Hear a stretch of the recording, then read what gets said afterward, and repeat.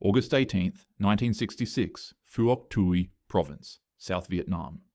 The Vietnamese High Command was tracking a new enemy unit in their territory, just 120 Australians who moved so silently through the jungle that the Viet Cong started calling them ma-qui.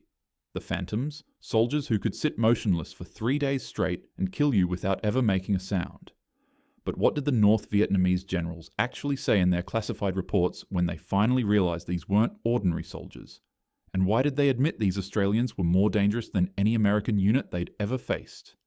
The morning mist crawled over the long high hills like something alive. It was 7 in the morning and the temperature had already climbed to 95 degrees. Inside the jungle, the air felt thick enough to chew. Every breath was work. Every movement made sweat pour down your face and soak through your uniform before you took 10 steps. This is the story of what the Vietnamese High Command said when they finally understood how dangerous the Australian SAS really was. And right now, they had no idea what was coming. The 5th Viet Cong Main Force Battalion controlled this ground. Over 800 fighters who had been born in these jungles. They knew every trail by heart, every stream, every hiding spot, every escape route. They moved through the rubber plantations and rice paddies like they owned them, because they did. The D445 Battalion was here too. 600 more soldiers working the same area. Together they controlled Route 15, the main road cutting through the province. When they wanted to attack, they attacked. When they wanted to disappear, they vanished into the jungle like smoke. These men had been fighting for 15 years. Some of them had fought the French before the Americans ever showed up. They knew this terrain better than anyone. They had supply routes running all the way from Cambodia. They had hidden bases dug into the hills. They had support from villages scattered across the province. The Americans had thrown thousands of soldiers at them for 2 years. Nothing worked. The Viet Cong still controlled the night, still controlled the jungle, still won. Then the Australians arrived. 1st SAS Squadron. 120 men total. When Viet Cong intelligence saw those numbers, they wrote their reports with confidence. 120 men to control an entire province? The Americans couldn't do it with 10 times that many. These Australians were just another Western unit. Better equipment maybe, better training maybe, but still, just soldiers trying to fight in a jungle that ate soldiers alive. The VC intelligence officer wrote it clearly in his report. Standard Western infantry. No special threat. Recommend ignore. He was wrong. Dead wrong. But he didn't know it yet. Step into that jungle and you understand immediately why the Viet Cong owned it. The trees grew so close together that branches tangled overhead and blocked out the sun. Down on the ground, it was twilight at noon. Vines as thick as your arm hung everywhere. The smell hit you like a wall. Rotting vegetation, wet earth, dead animals somewhere in the underbrush. The humidity made it hard to breathe. It felt like trying to breathe underwater. Mosquitoes swarmed in black clouds around your head. Leeches waited on every leaf and branch, ready to drop onto any warm body that passed below. Australian soldiers carried 80 pounds of equipment on their backs. Rifles, ammunition, radios, water, food for days or weeks, medical gear, all of it pressing down on your shoulders while you tried to move through what felt like a hot, wet oven that never cooled down.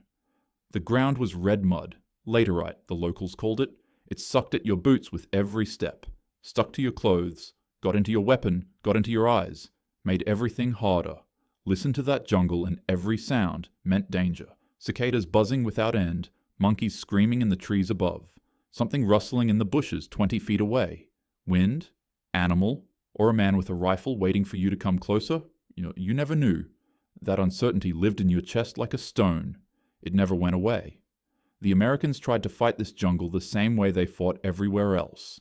Send in the big units, full companies, 100 men, 200 men. March them through the jungle in formation. Move fast. Cover 8 kilometers a day, 10 kilometers a day. Push hard. Make noise doing it. Radio calls every 30 minutes. Equipment clanking on belts and packs. Men calling to each other. Branches snapping under boots. Enough noise to wake the dead. The Viet Cong heard them coming from kilometers away. By the time those American companies arrived, Charlie was gone. Disappeared. The Americans would sweep through an area and find cold fire pits, empty tunnels, old footprints, but no enemy. The contact rate told the whole story. American units bumped into the Viet Cong 1 time out of every 50 patrols.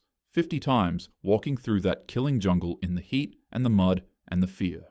50 times, and only once did they actually find someone to fight. The other 49 times, they just got tired and sick and went home with nothing. The jungle belonged to Charlie. Everyone accepted it. The Americans, the South Vietnamese army, even the Australian commanders knew it when they first arrived. The question hanging over Phuoc Tuy Province was simple. Could anyone change it? Could anyone take the jungle back from an enemy who had owned it for 15 years? September 1966, 4 weeks after the Australians landed. A Viet Cong intelligence officer sat in a hidden base camp carved into the long high hills. He read reports from his scouts, strange reports, reports that didn't make sense. Small enemy teams were appearing deep inside Viet Cong territory, places that were supposed to be completely safe. These teams were tiny. 4 men, 5 men, never more than that. But they were finding things they shouldn't be able to find, supply caches hidden for months, courier routes that only local fighters knew existed, meeting spots that weren't marked on any map, 3 major supply caches discovered in just 2 weeks, the courier system compromised, messages intercepted before they reached their destination, weapons stolen, food taken, and the strangest part, nobody heard these teams coming. Nobody saw them approach. They appeared out of nowhere, took what they wanted, vanished again. No gunfire, no explosions, no warning at all. Like they grew straight out of the jungle floor. The intelligence officer wrote his report carefully. He sent it up to 274th Regiment headquarters. He sent it all the way to COS Vienne, the main command center controlling all Viet Cong forces in the south. He wanted someone important to see this. Someone needed to pay attention. The High Command read it. They didn't believe it. Small teams operating that deep without being spotted, finding bases that had stayed hidden from the Americans for years? It seemed impossible. The report had to be wrong. Local commanders making excuses for their own mistakes. That's what the generals thought. They sent orders back down. Keep watching. Send more reports. But don't panic. These are just scout teams. Small numbers mean no real danger. They can't hurt us. Let them walk around. Eventually they'll give up and go home like everyone else. But the SAS wasn't walking around. They were hunting, using methods that seemed completely backwards to anyone trained in normal warfare. Methods that looked slow and weak. Methods that seemed to break every rule. Methods that were about to turn the jungle upside down. The Vietnamese High Command would learn the truth soon enough. They would learn it one patrol at a time, one ambush at a time, through reports that grew more desperate with each passing week, through losses that kept climbing, through a fear that would spread through their ranks like disease. They would learn exactly what the Australian SAS was. But not yet. Not in September. In September, they still owned the jungle. In September, 120 Australians didn't seem like a threat. They were about to find out how badly they had miscalculated. The Australian SAS was doing everything backwards. Everything that made sense to normal soldiers, they threw away. Everything the army taught about fighting, they ignored. And it was working better than anyone could believe. American patrols went out with 30 to 40 men. The SAS sent out 4, sometimes 5. Never more than that. American units moved 6 to 8 kilometers every day, covering ground fast. SAS patrols moved 1 kilometer, sometimes 2. That was it. On some days, they barely moved at all. American units stayed in the field for 3 to 5 days, then came back to base for rest and resupply. SAS patrols went out for 14 days, sometimes 3 weeks. They carried everything they needed on their backs, and they didn't come home until the job was done. Here was the biggest difference. American doctrine said, find the enemy and destroy him. Make contact, call in artillery, call in air support, kill as many as possible, get a body count for the daily report. The SAS did the opposite. They avoided contact unless they had no choice. Their job wasn't to fight, their job was to watch, to learn, to gather intelligence. One SAS patrol could track 50 enemy soldiers, learn their patterns, map their bases, photograph their weapons, and report everything back without firing a single shot. One American platoon might spend a week in the jungle and get 5 kills if they were lucky. The mathematics didn't lie, but the SAS method felt wrong to everyone who saw it. It went against every instinct a soldier had. Move slow when you should move fast. Hide when you should attack. Watch when you should fight. It felt like cowardice. It felt like wasting time. But the numbers told a different story. SAS patrols moved so slowly that moss could grow on their equipment. They took 45 minutes to cover 100 meters. Not because they were tired, not because the terrain was hard, but because they were being careful, watching for tripwires, listening for enemy movement, making absolutely sure they left no trace behind. They would freeze in place when enemy soldiers passed within 10 feet of them, stand there without moving, barely breathing, for hours if they had to. One SAS soldier described it later. "We didn't hunt the Viet Cong. We became part of the jungle and waited for them to walk into us." The noise discipline was unbelievable. No metal touched metal anywhere on their gear. Everything was taped. No buckles, no clips, no zippers. Nothing that could clink or rattle or scratch. No smoking, ever. Even whispered conversations could get you killed. Hand signals only. The SAS learned to move through the jungle without making a sound. In places where snapping one twig could bring 30 enemy soldiers running toward you, silence meant survival. Navigation was another problem. The jungle canopy was so thick that sunlight never reached the ground. You couldn't see the sun to tell direction. You couldn't see stars at night. Maps were almost useless because you couldn't see landmarks. Everything looked the same. Green, dark, thick, wet. The SAS learned dead reckoning. Count your steps. Feel the slope of the ground. Remember every turn.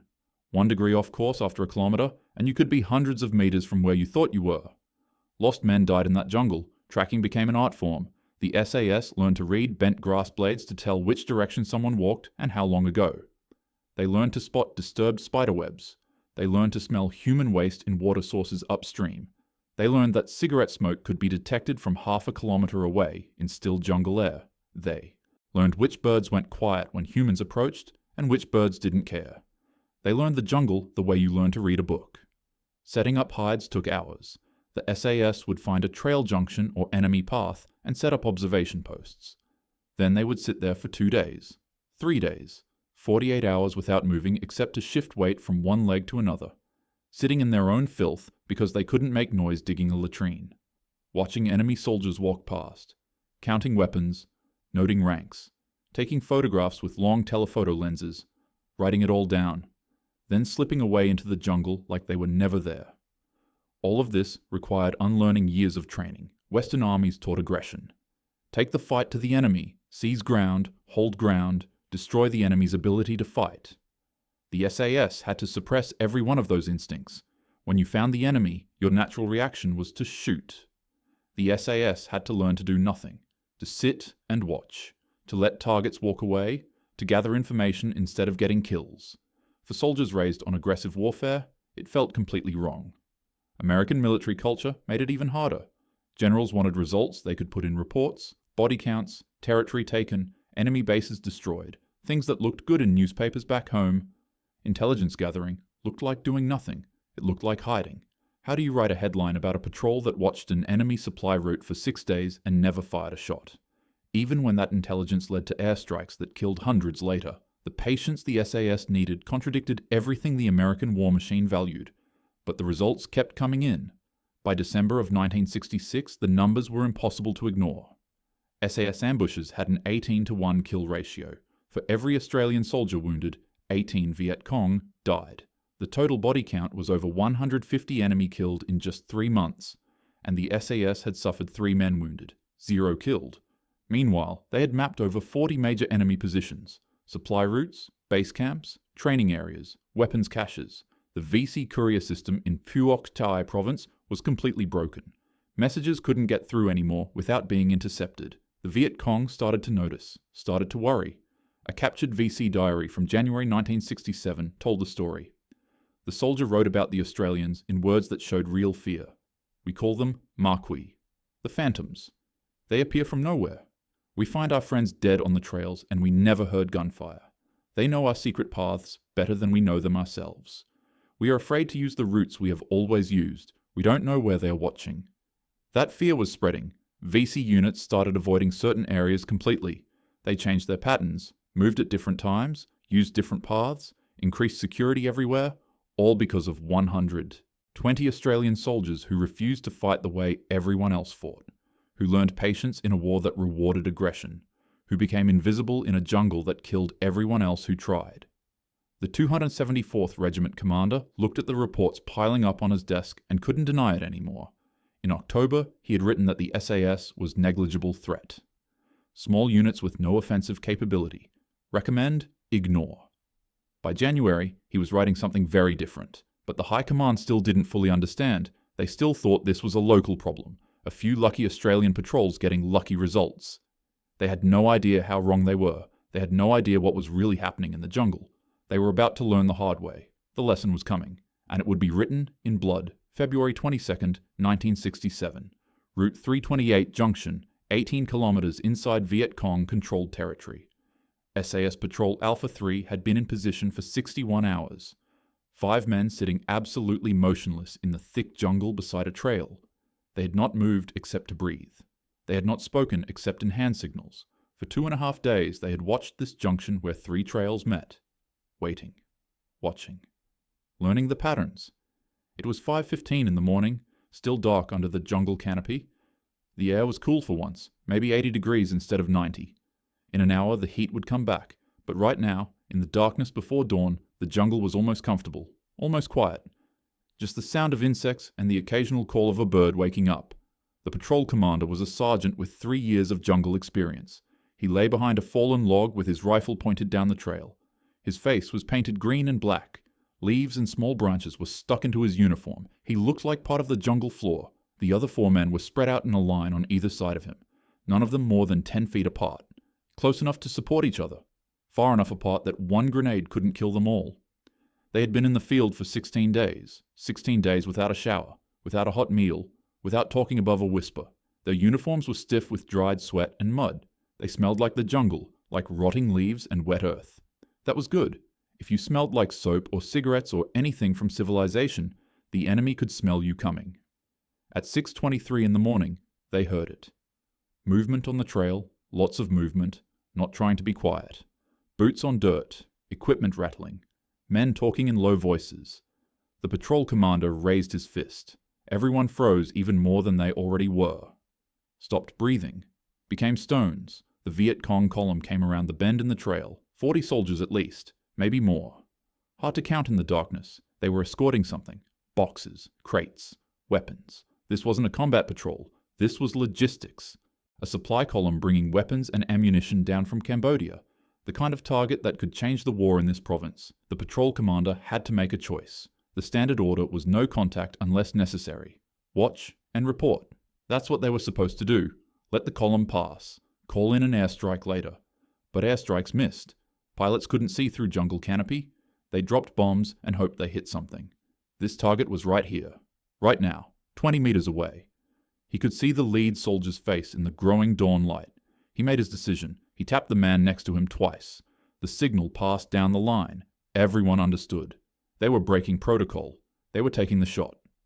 At 6:27 in the morning, 5 M16 rifles opened fire at the same instant. Not the wild spraying you see in movies. Controlled. Aimed. Deliberate shots. Each man picking a target and squeezing the trigger. The sound in the jungle was enormous. The crack of the rifles echoed off the trees. Then the claymore mines detonated. The patrol had spent hours setting them up along the trail.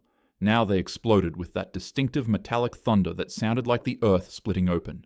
The kill zone erupted in chaos. Men screaming. Secondary explosions as ammunition in the crates started cooking off. The crackle of small arms fire as bullets heated up and went off randomly. Black smoke rising through the canopy.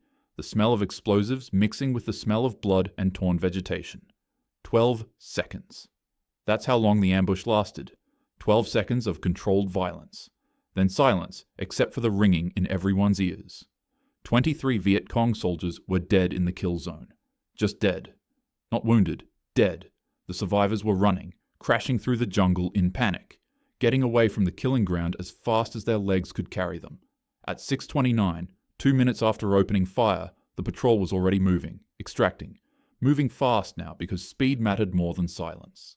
They had 400 meters to cover to reach the extraction point. 400 meters through jungle that had taken them 2 days to penetrate carefully. Now they had to do it in 15 minutes. Behind them, they could hear whistles blowing, shouts.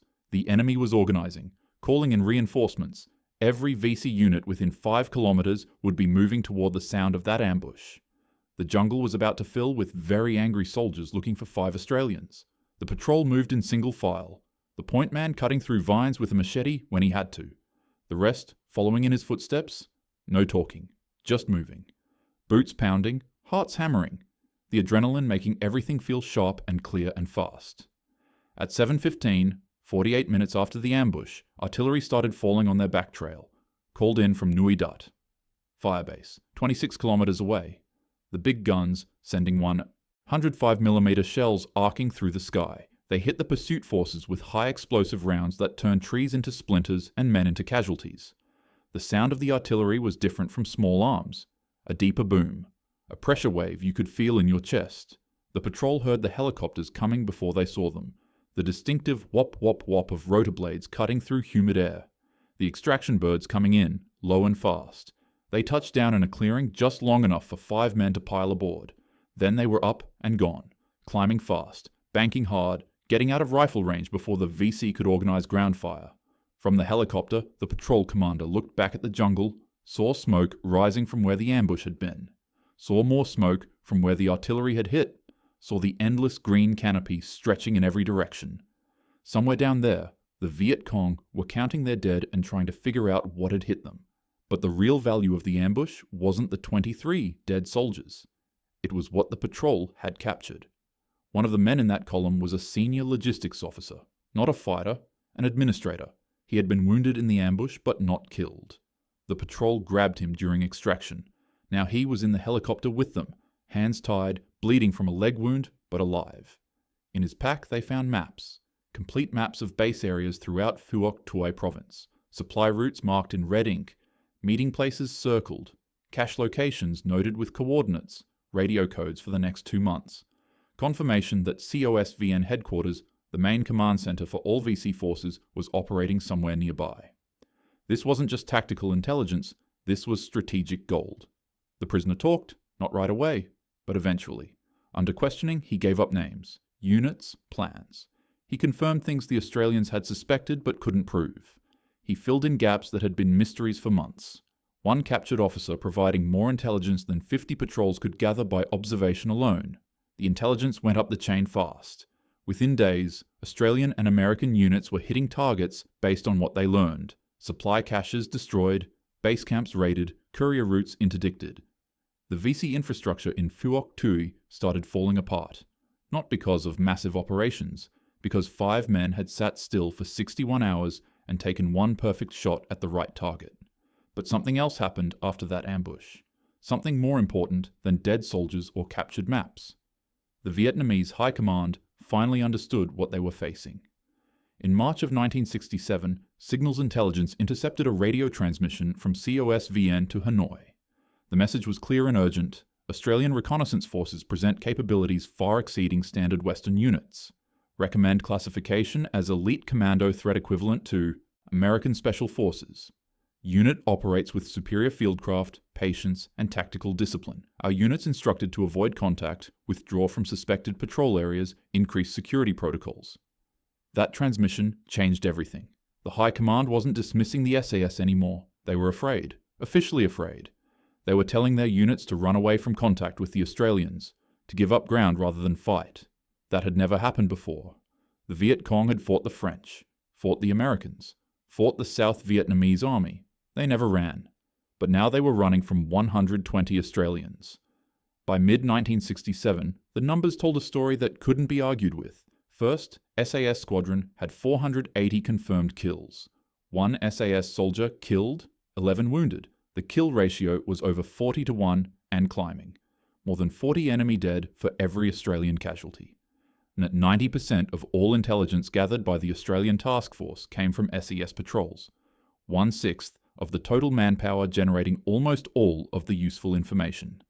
VC operational tempo in Phuoc Tuy Province had dropped by 60%. They were still there, still dangerous, but they were hiding, moving carefully, afraid to use their old routes, afraid of the phantoms in the jungle. The ambush on Route 328 wasn't the biggest battle of the war. It wasn't the most soldiers killed. It wasn't even the most important strategically. But it was the moment when the Vietnamese High Command looked at all the reports and all the numbers and finally admitted the truth.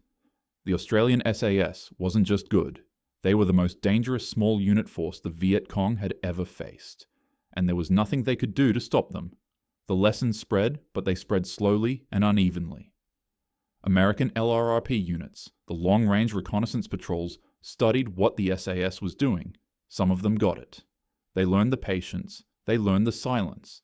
They learned to sit still for days and gather intelligence instead of chasing body counts. Those units started getting the same results the Australians were getting. Better kill ratios, better intelligence, fewer casualties. But most American units couldn't make it work. The methods required too much trust between men in a small team. Too much patience in a war that measured success by weekly body counts. Too much silence in a military culture that valued aggressive action. The problem went deeper than training. It went into the command structure itself. American generals wanted results they could put in reports to Washington. Territory captured, enemies killed, bases destroyed. Things that sounded good in press briefings. A patrol that sat in the jungle for 2 weeks and never fired a shot looked like it was doing nothing. Even when that patrol generated intelligence that led to airstrikes killing hundreds of enemy later. The connection between quiet observation and later victories was too indirect, too hard to explain, too slow for a war that was being judged month by politicians who wanted quick wins. So the SAS methods stayed mostly with the SAS. Some American Special Forces teams adopted them. Some LRRP units made them work. But the big army kept doing things the big army way. Sweeps, search and destroy missions, body counts.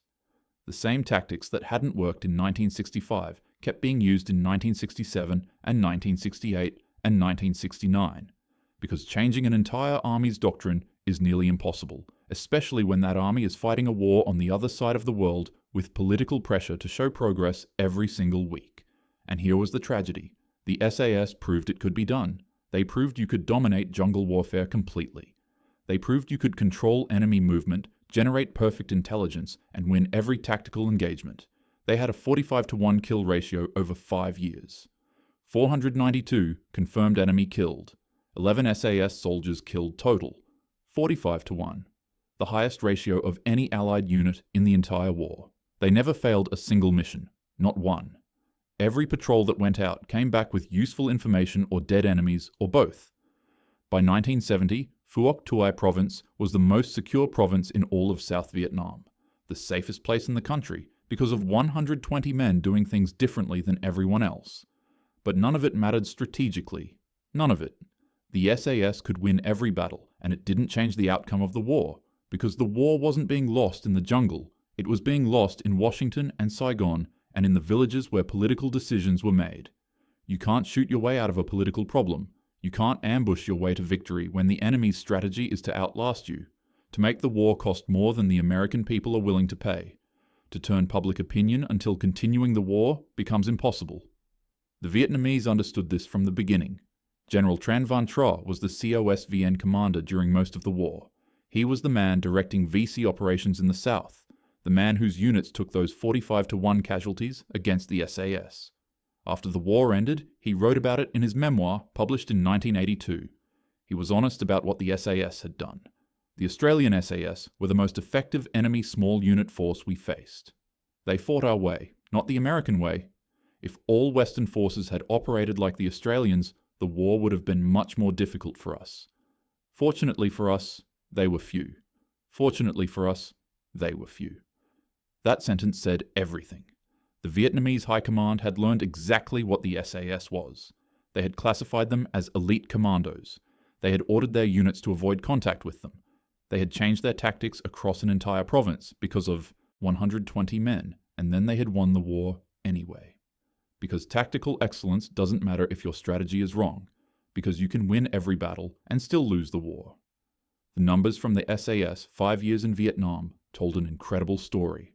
492 enemy killed, 11 SAS killed, 45 wounded, 45-to-1 kill ratio, 0 failed missions. The intelligence value couldn't even be measured. They provided 90% of useful tactical intelligence for the entire Australian task force. They mapped enemy bases that had been hidden for years. They broke courier networks. They found supply routes. They identified enemy commanders.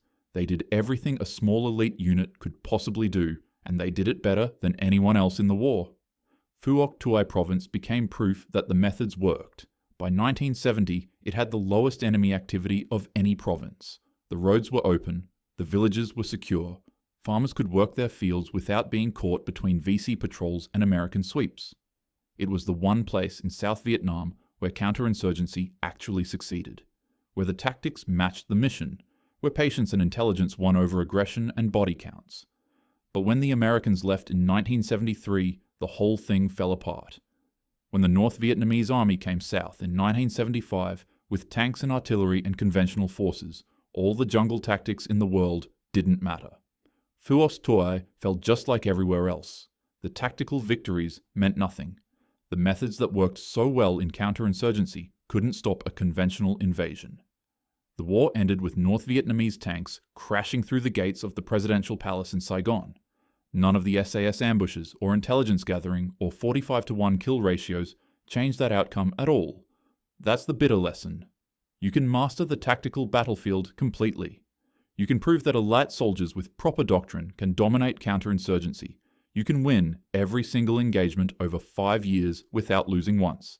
And you can still lose the war, because wars aren't won tactically. They're won strategically and politically. And if your strategy is wrong, if your political support is wrong, if you're fighting the wrong war in the wrong way for the wrong reasons, then tactical excellence just means you're losing efficiently. But the lessons didn't die. When American Special Forces went into Afghanistan in October 2001, they used methods that looked very familiar. Small teams, local knowledge, patience over aggression, intelligence over body count, working with indigenous forces, learning the terrain, becoming part of the landscape. The operational playbook came straight from what the SAS proved in Vietnamese jungles. Those lessons learned in Phuoc Tuy Province became doctrine in Afghan mountains. The price paid in blood in Vietnam bought knowledge that saved lives in later wars. Military academies still study the SAS operations today. Fort Bragg, Hereford, Holsworthy, students learn about the patrol techniques, the ambush tactics, the intelligence gathering methods. They learn that sometimes the most effective way to fight is to become invisible. That sometimes victory means your enemy never knows you're there until it's too late. That patience can be more powerful than firepower. That 4 men doing things right can accomplish more than 40 men doing things wrong. The jungle has taken back the trails now. The long high hills are quiet. Farmers work the fields where ambushes once erupted in seconds of violence. Trees have grown over the firebase positions. Vines cover the bunkers. Rain has washed away the blood and the spent shell casings and all the physical evidence of what happened there. You can walk those trails today and never know that men died there. Never know that the most effective jungle fighters in the war moved through that exact ground like ghosts. But the Vietnamese High Command knew. They learned it patrol by patrol, ambush by ambush, through reports that got more desperate, through losses that kept climbing, through intercepted radio calls where their own soldiers described the fear, the phantoms, the ma-qui, the Australians who weren't like other Western soldiers, who fought the Vietnamese way, who understood that the jungle wasn't an obstacle, it was a weapon. They learned it too well and too late to stop it. But ultimately, it didn't matter. The SAS proved that tactical brilliance exists, that small units can change entire provinces, that the right methods in the right hands can dominate any battlefield. And they proved something else too, something darker. They proved that you can do everything right and still lose. That tactical excellence inside strategic failure just means you're winning battles in a war that's already lost. That's the real lesson from the phantoms in the jungle, not how to win, but how winning sometimes isn't enough.